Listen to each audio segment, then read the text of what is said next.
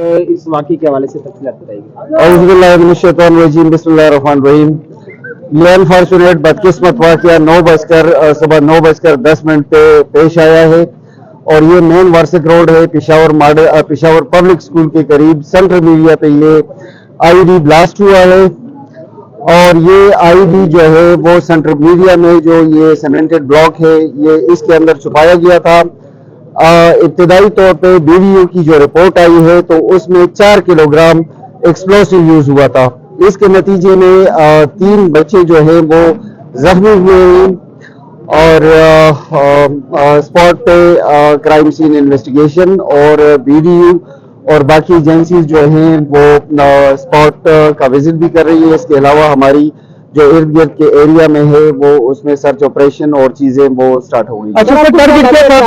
یہ تو ابھی ہم نے کرائم سین انویسٹیگیشن کی ہے، اس میں فردر ہماری انویسٹیگیشن چل رہی ہے۔ It is like very much early, ابھی اس پارٹ کی انویسٹیگیشن ہماری چل رہی ہے۔ Thank you.